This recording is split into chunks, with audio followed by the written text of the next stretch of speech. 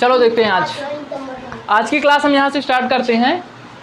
हम पहले नंबर देखो, आज पता करेंगे अंक क्या चीज़ होती है, ठीक है ना। अंकों के बारे में आज पढ़ना, हमको अंक पढ़ना है, संख्या पढ़ना है।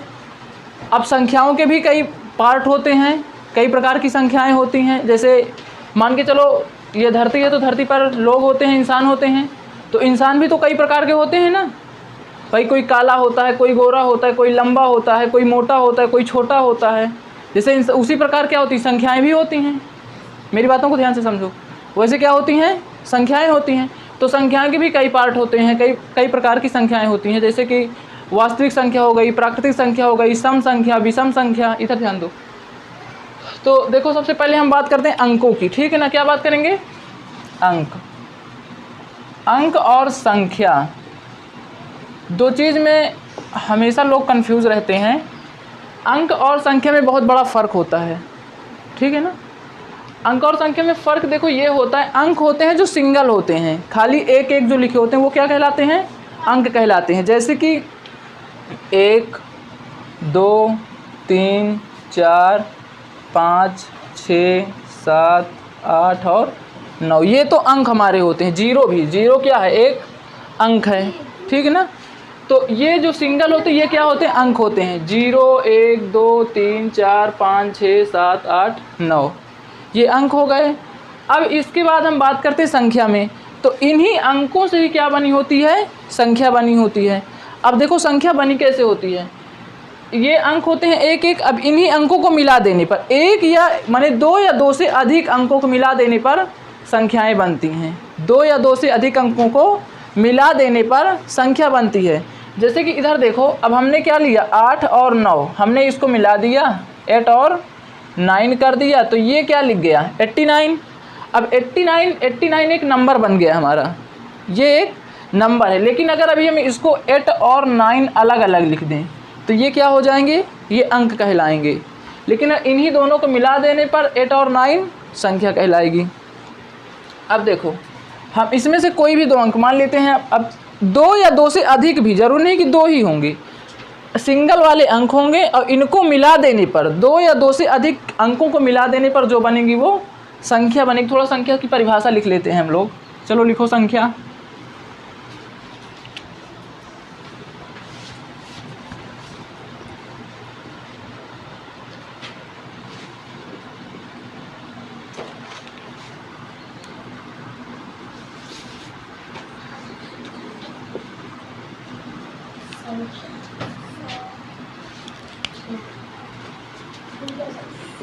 दो या 2 से अधिक अंकों को मिला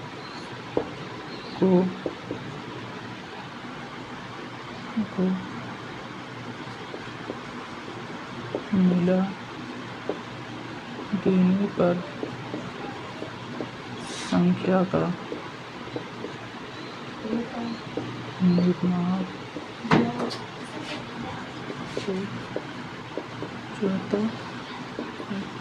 देखो, 2 या 2 से अधिक अंकों को मिला देने पर संख्या का निर्माण हो जाता है।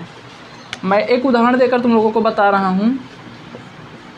जैसे हमने ले लिया 32, 320, 4317 में ले लेता हूँ, ठीक है ना। अब देखो ये सब क्या हैं, ये अंक है, वो सॉरी संख्या हैं। क्यों, क्योंकि इसमें 2 या 2 से अधिक। अब इसमें देखो कितने अंक मिलकर बने हैं, इधर देखो तुम लोग, इसमें देखो कितने अंक मिलकर बने हैं, 2 अंक, 3 और 2, अलग अलग अंकों को मिला देने पर एक संख्या बन गई। आगे चलो देखते हैं, इसमें देखो 3 अंक मिले हैं, 3, 2 और 0, ये तीनों अलग अलग हैं। अगर इनको हम अलग कर दें ये अंक हो जाएंगे, लेकिन इन्हीं अंकों को मिला देने पर क्या बन गई, संख्या। तो हमने परिभाषा क्या लिखा, 2 या 2 से अधिक अंकों को मिला देने पर संख्या का निर्माण होता है। देखो 2 अंक, ये 2 से अधिक अंक, 2 से अधिक अंक, इनको मिला देने पर क्या बन गई, संख्या बन गई। अब आगे हम बात करते हैं, संख्या खत्म हो गई, ये हमारे 2 टॉपिक खत्म हुए, अंक और संख्या। अब हम आगे चलते हैं प्राकृतिक संख्या। प्राकृतिक संख्या देखो क्या चीज़ होती है,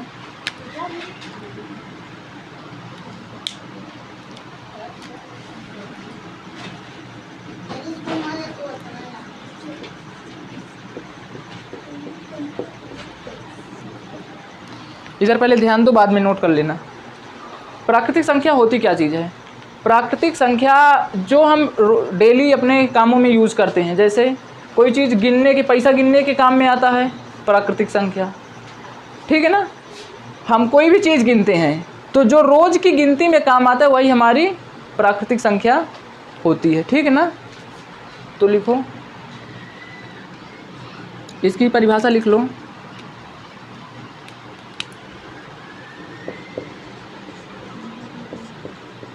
जिन संख्याओं को प्रतिदिन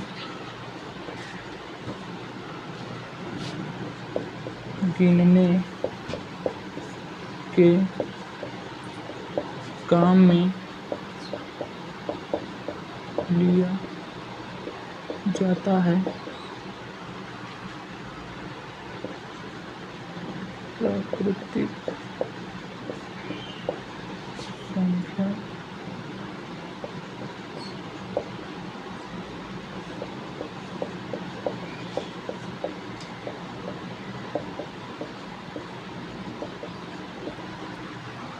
वो क्या कहलाती है? प्राकृतिक संख्या। प्राकृतिक संख्या देख लो, जैसे हम 1 2 3 4 5 ऐसे ये पूरी बहुत दूर तक अनंत तक जाती है। प्राकृतिक संख्या अगर पूछ ले कितनी होती है तो संख्याओं का पहली बार कोई अंत होता ही नहीं है। अगर हम 1 से स्टार्ट कर दें तो आगे तक हम पूरा गिनते हुए चले जाएंगे, जहाँ तक हम गिन सकते हैं वो सारी क्या होंगी? प्राकृतिक संख्या ही होगी। लेकिन एक बात हमेशा याद रखना, प्राकृतिक संख्या में कभी 0 नहीं आएगा। प्राकृतिक संख्या 1 से ही स्टार्ट होगी, ठीक। नोट करो इसको।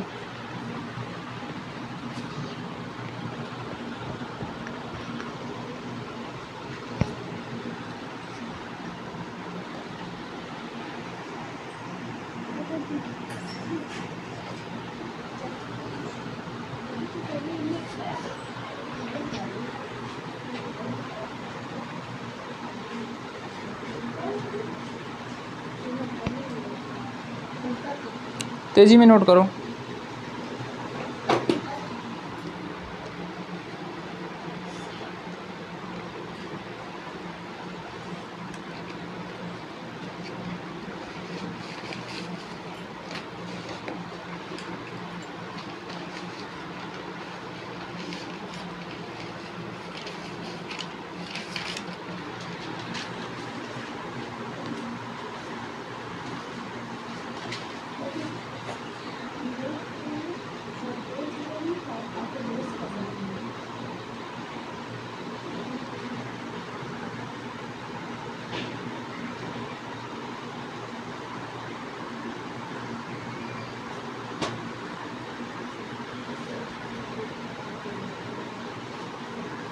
नोट हुआ?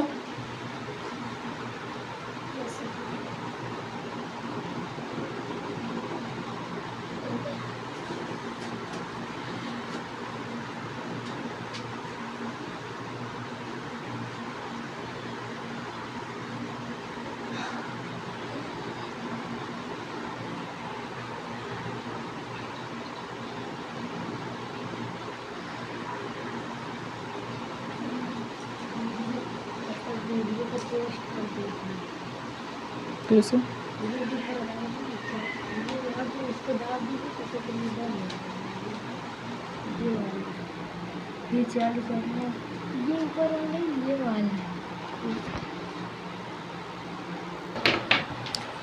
चलो अब आगे आते हैं किस पर? सम संख्या पर। देखो सम संख्याएं क्या चीज होती हैं। सम संख्या जिन संख्याओं को, सम संख्या ध्यान से सुनो, जिन संख्याओं को 2 से भाग देने पर शेषफल 0 आ जाए वो क्या होगी? सम संख्या होगी। जिन संख्याओं को 2 से भाग देने पर शेषफल 0 आ जाए वो सम संख्या होगी। चलो लिख लेते हैं इसको एक बार, नहीं तुम लोगों को हमेशा तो याद नहीं रहेगा।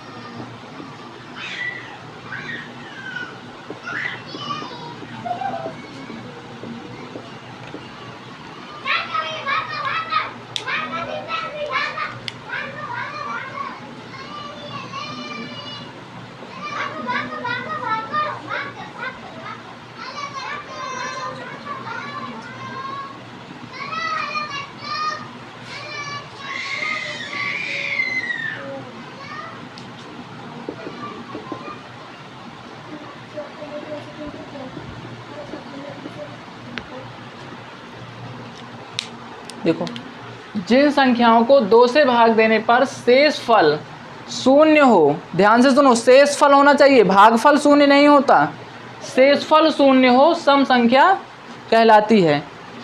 लेकिन हमको भाग सिर्फ 2 से ही देना है। देखो जैसे हमने ले लिया 2, अगर हमसे कोई पूछ ले सबसे छोटी, हाँ एक चीज़ और ध्यान देना, अगर आपसे एग्ज़ाम में ऐसा आ जाए कि सबसे छोटी सम संख्या क्या है, सबसे छोटी सम संख्या क्या है, तो सबसे छोटी सम संख्या क्या होगी? 0। सबसे छोटी सम संख्या 0। लेकिन अगर कोई पूछ ले, ऐसा पेपर में तो आएगा नहीं क्योंकि एग्जामिनर इतना बड़ा बेवकूफ़ तो होता नहीं कि तुमसे पूछ लेगा। अगर कोई पूछ ले कि सबसे बड़ी सम संख्या क्या है, तो सबसे बड़ी सम संख्या तुम सोच ही नहीं सकते क्या है, सबसे बड़ी सम संख्या तुम सोच ही नहीं सकते क्या है भाई। अगर कोई बोल रहा है कि सबसे बड़ी सम संख्या 100 है, तो अगले ने इसमें 2 और जोड़ दिया और बोल दिया भाई चलो 102 हो गया।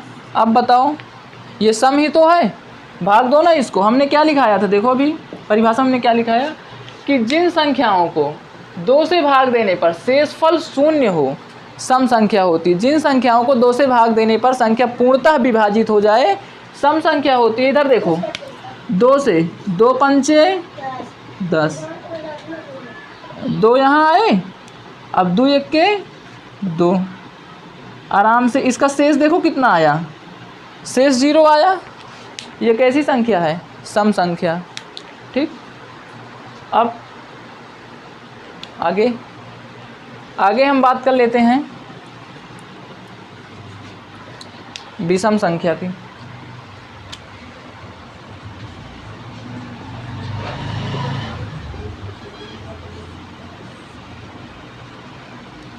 थोड़ा कहीं कहीं लिखने में अगर गलती हो जाती है तो उसको थोड़ा सुधार लिया करो, हाँ। ओके, चलो विषम संख्या, इसी का जस्ट उल्टा, ऐसी संख्याएं जिनको 2 से भाग देने पर संख्याएं पूरी तरह से विभाजित ना हो, कौन सी संख्या कहलाएगी? विषम संख्या। जिन संख्याओं को 2 से भाग देने पर संख्याएं पूर्णतः विभाजित ना हो, अर्थात शेषफल 0 ना आए, वो संख्या विषम संख्या कहलाएगी। देखो इधर, पहले इसकी परिभाषा लिख ले तो उसके बाद एग्जाम्पल हम दे देंगे।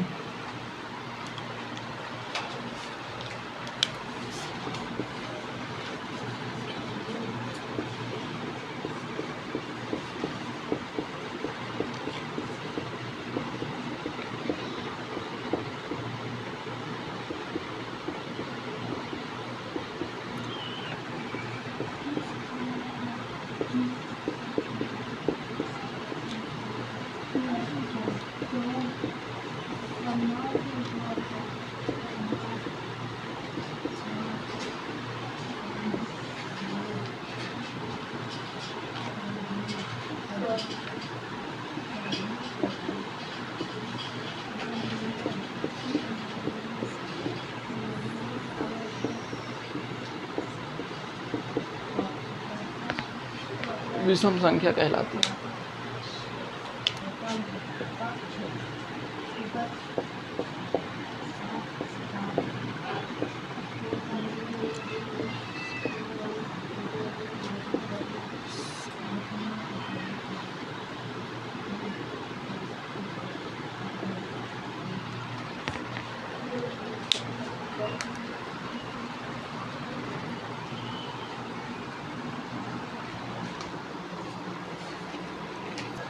इतना हुआ। अब हम आगे चलते हैं, अभाज्य संख्या। ठीक है ना, डिलीट कर दो इसको।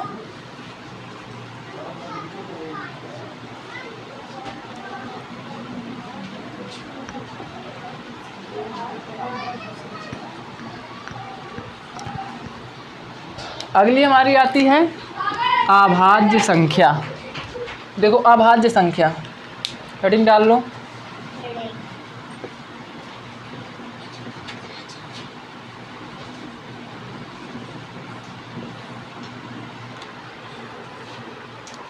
अभाज्य संख्या के बारे में थोड़ा जान लेते हैं। देखो अभाज्य संख्याएं वो होती हैं जो, देखो अभी तक सम संख्या क्या होती थी, खाली 2 से कटती थी, विषम संख्या जिसको 2 से काटने पर शेषफल 0 ना आए। लेकिन अभाज्य संख्या ऐसी संख्या है जो ये कह रही कि या तो मैं खुद से कटूंगी या अपने दोस्त 1 से कटूंगी, एक उसका दोस्त है, ठीक है ना। तो लोग क्या करते हैं, अपने पास अपने दोस्त को ही तो बैठाते हैं। तो जो अभाज्य संख्या वो कह रही है या तो मैं खुद से जाऊंगी या तो अपने दोस्त के साथ जाऊंगी, दूसरे को तो मैं लूंगी ही नहीं। तो लिख लो, ऐसी अभाज्य संख्या वो ऐसी संख्या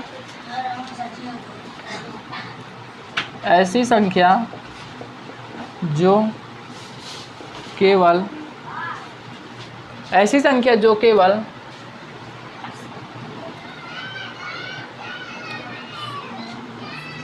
एक से या खुद से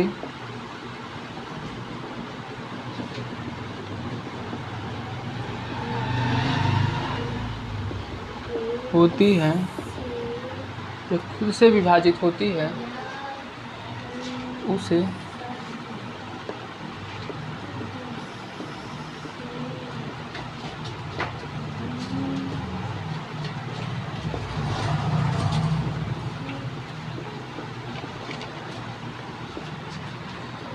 जो संख्या कहते हैं।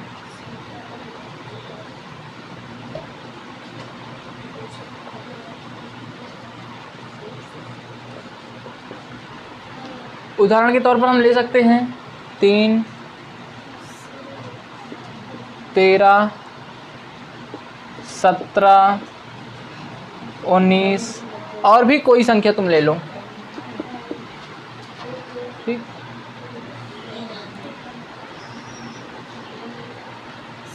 आदि और भी इसमें तुम कुछ आगे ले सकते हो। हाँ, पहले मेरी तरफ सब लोग सुनो। ऐसी संख्या जो केवल 1 से या खुद से विभाजित हो उसे क्या कहेंगे, अभाज्य संख्या कहेंगे। हमने उदाहरण दे दिया 3, 13, 17, 19। क्या 3 2 से कटेगा? काटेंगे, शेषफल 1 आ जाएगा। 13 2 से कटेगा, 2 छांग 12, शेषफल 1 आ जाएगा। तो ये क्या कह रही है, लेकिन ये 3 को 1 से काट दो, सॉरी 3, 1 तिक्के 3, ये देखो शेषफल कितना आया, 0 आया। 13 है, 13 को 1 से काट दो, 13 बार ही जाएगा, शेषफल कितना आएगा, 0 आ जाएगा। 3 को ये क्या करी, 1 से या खुद से। अब इसको चलो एक बार खुद से करके देखते हैं। 3 को 3 से, 3 के इसका काम ख़त्म। हम इसमें ले लेते हैं, चलो लास्ट में 19 को, इसको खुद से समाप्त करें, 19 के 19। लेकिन अगर इसको हम किसी और संख्या से काटने की कोशिश करें, कोई आप लोग कोई संख्या बोल दो जिससे हम इसको काटने की कोशिश करें। 5। चलो सचिन ने बोला 5, तो क्या होगा ये 5 को चलो 5 3 15, 4 आ गया, ये क्या बच गया, शेष। जब यहाँ पास शेष बच गया है तो ये संख्या क्या हुई, अभाज्य संख्या नहीं है। क्यों? क्योंकि ये कह रही है मैं खुद से कटूंगी या 3 से कटूंगी। पूरी ये कहाँ कट रही है भाई, 4 तो इसमें बच रहा है, तो ये कौन सी संख्या, अभाज्य संख्या नहीं है। लेकिन ये विषम संख्या है कि नहीं है, विषम संख्या है, विषम संख्या है। क्यों? क्योंकि विषम संख्या क्या कहती है कि 2 से काटने पर शेषफल 0 ना आए। इसको 2 से काटोगे शेषफल 0 नहीं आएगा, 2 9 18, 1 शेषफल आ जाएगा। तो एक बात का और ध्यान दो, डिलीट करें, चलो इधर समझ लेते हैं,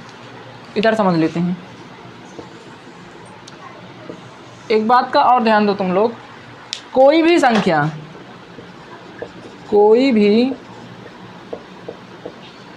संख्या ये जरूरी नहीं कि वो अभाज्य हो। कोई भी सम संख्या ये जरूरी नहीं है कि वो अभाज्य हो, ठीक है ना। कोई भी सम संख्या नहीं है कि वह अभाज्य है। अगर हम एग्जाम्पल ले लेते हैं, हाँ एक चीज़ और देखो, दो एक ऐसी संख्या है जो सबसे छोटी सम संख्या भी है और अभाज्य संख्या भी है। दो सबसे छोटी सम संख्या भी है और अभाज्य संख्या भी है। बात समझ रहे हो कि नहीं समझ रहे हो? तो इसको नोट करके लिख लेना कहीं, नोट।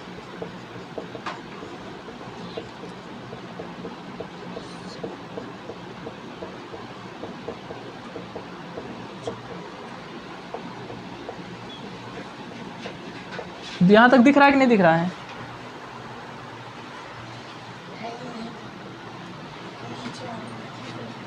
चलो इधर नहीं दिख रहा, इधर लिख देता हूँ।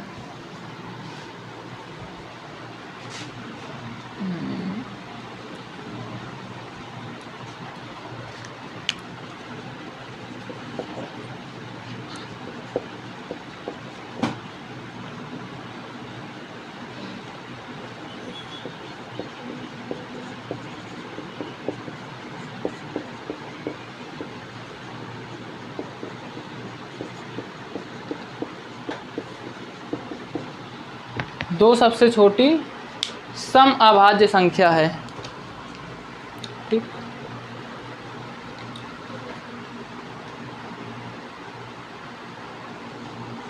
नोट करो इतना।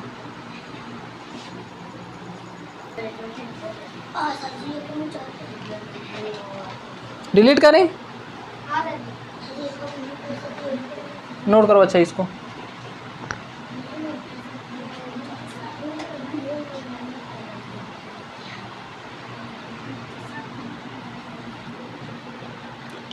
देख लेते हैं हम अब भाज्य संख्या।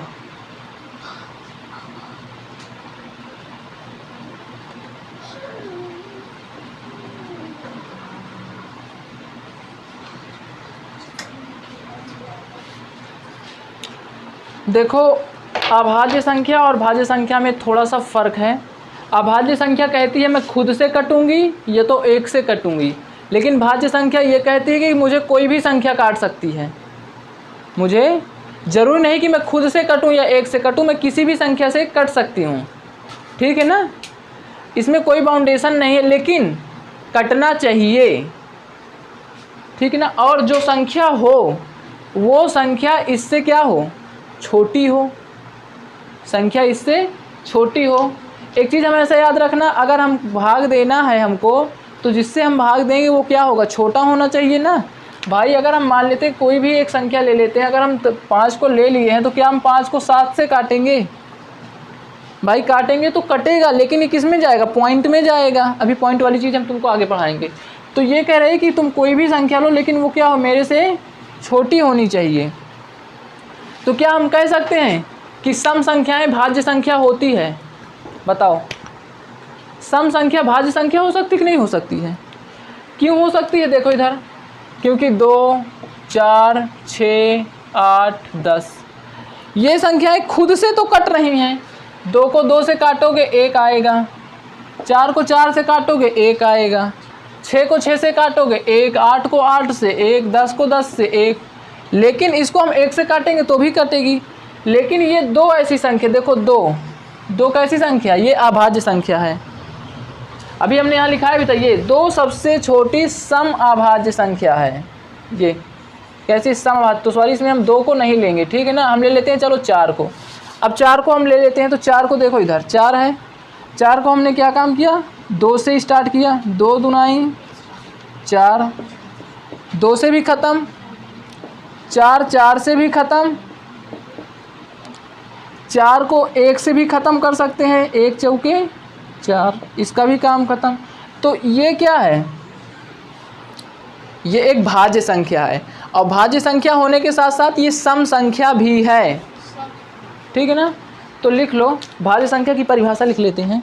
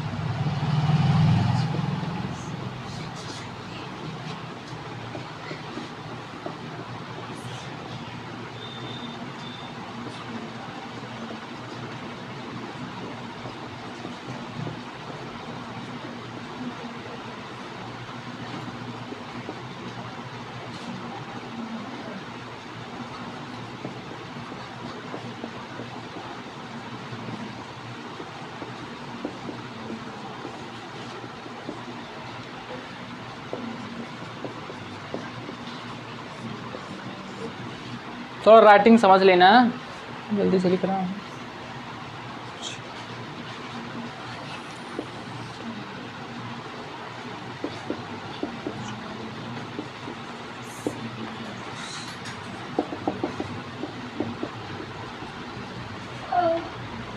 ये आपके एग्जाम्पल हैं। अब आज यहीं तक करते हैं, इसके आगे जो भी बचा है पूर्ण संख्या, परिमेय संख्या और इतनी चीज़ें, इसको सब कल समझा देंगे बढ़िया से। ठीक, बंद कर दो।